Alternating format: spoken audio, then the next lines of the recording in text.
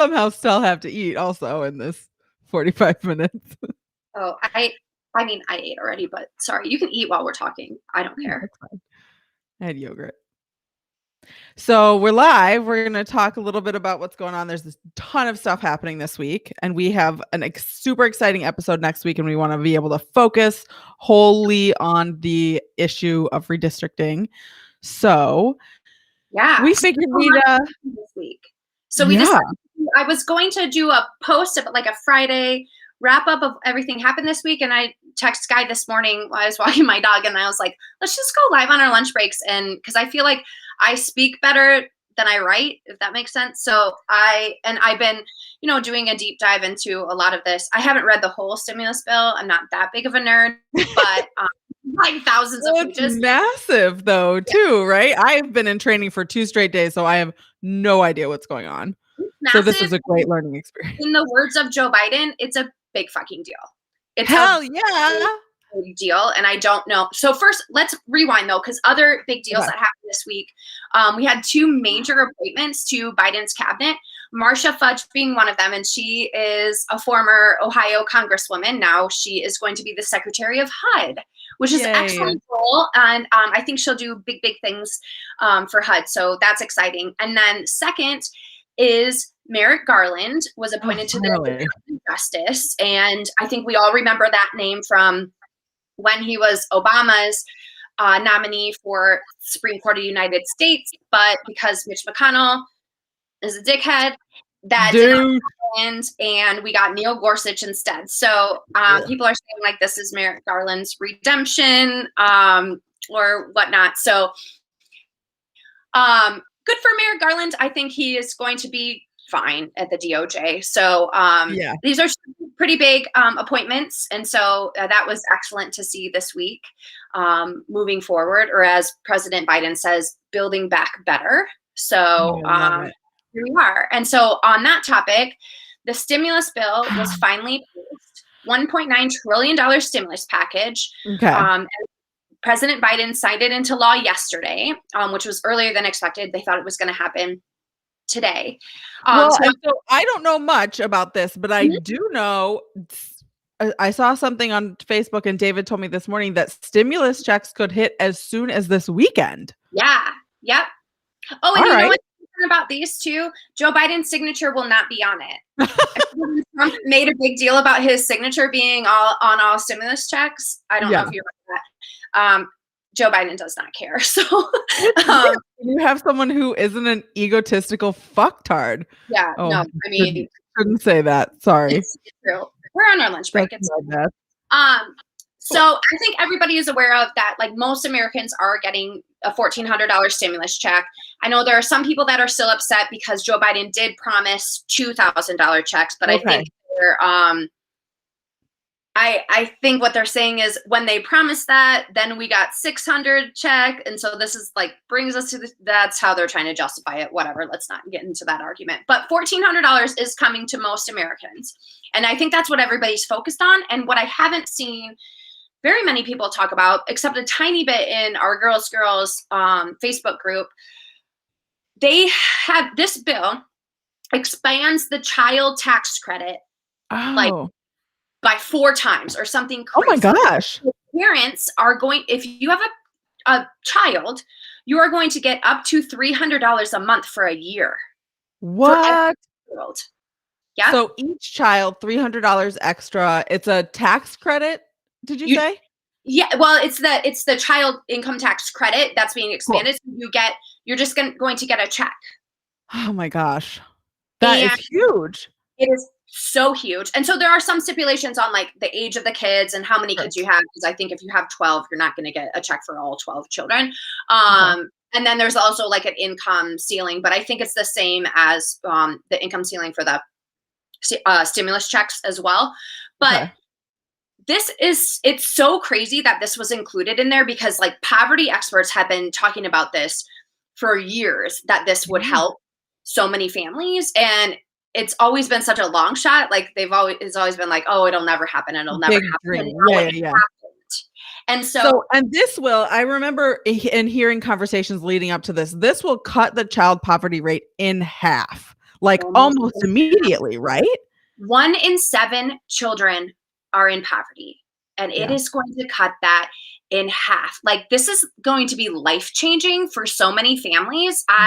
And I feel like nobody's even talking about it. Like, this is a big fucking deal.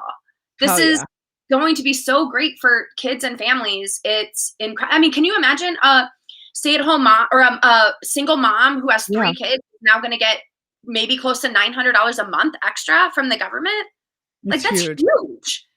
Oh So that is one thing that's a big, big, big deal. Oh, Meg's here. Hi, Meg. It is life changing. And so another big thing that people aren't talking about is the amount of money going to local governments. Oh, so, yes. 360 billion going to state and local governments, which is so incredible because you know, this past year was really hard for local governments. Sky and I know this. We work for local governments, and when you're not collecting income tax, which funds the local government, you can't patch potholes. You can't use infrastructure.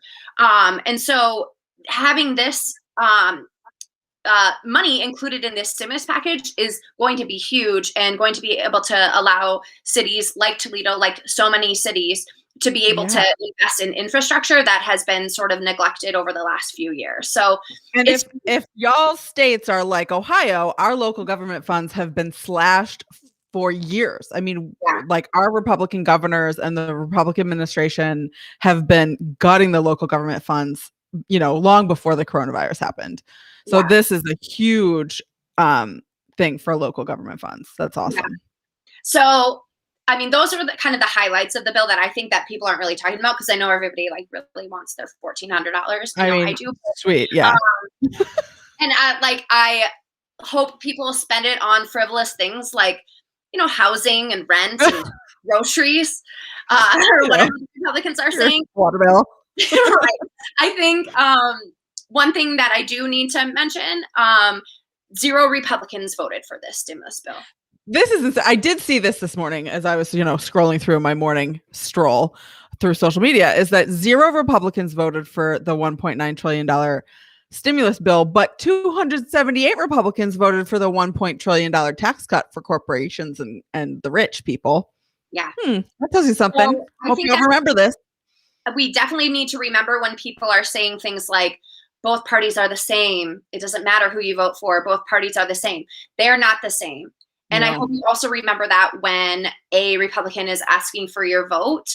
I think it would be a very easy question to ask, what are you doing to help American families? Because this bill clearly helps American working families. And if Republicans don't want to help American families, like, why are you in government, I guess? Like, why are you? And I feel like we've been going around, like the Democrats sort of negotiated, I guess, sort of in good faith in the weeks leading up to this vote, and made some concessions, like the $600 off of the stimulus check. And here we are. None of these cowards even fucking voted for it. And $15 minimum wage was supposed to be there. Yes. And we also wanted student loan forgiveness. Like, there's a lot of things that we wanted Biden to do at this point. I mean, he still hasn't even been in office for 100 days. So I know that there's some criticism over, I mean, there's still kids in cages. We bombed Syria. So there are some criticism on Biden. But this is a major win. And yes, we have to negotiate with Republicans, but like the fact that none of them voted for this shows you exactly what their agenda is, I think. And and we still got issues, right? We got issues, girl. We always got issues. Please forgive my student loan debt, please. But I mean, this is a big, big deal, this stimulus package. So it should be recognized that Democrats are the one who got this done. Republicans couldn't do it last year for whatever reason. I think because they don't care about working. They don't actually care. I think that's been made clear. Yeah. Through their actions. That brings me to Joe Biden had his first public speech last night on primetime television. And it was very Joe Biden. It was, I mean, he is a very emotional and empathetic man, right? Who has been through a lot of loss through his own life. And I think that really came through in his speech. He kept saying things like, I need you, to the American people, because he needs us to continue to wear masks but also show empathy for other people and take care of one another. We're not out of the woods yet, but he did tell us in his speech that he wants all governors to make vaccines available for every single adult by May 1st. Woo! Oh my gosh. Yeah, that is not the timeline that we expected. That is much sooner than previously predicted. So I think that's amazing. That I can't wait to get my vaccine. I hope that we all can, when it's our time, go get the vaccination. He even said that, like, hopefully by July 4th, we will be able to celebrate safely and in small groups, but like still have a 4th of July celebration, which it just feels like, not only does he really care about the American people, well, he cares much more about the American people than the previous president did.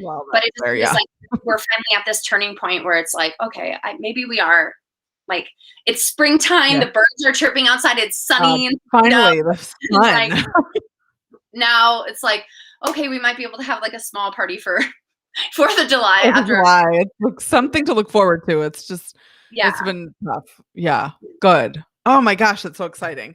Yeah, it is exciting. So we just wanted to recap that for everybody going into the weekend.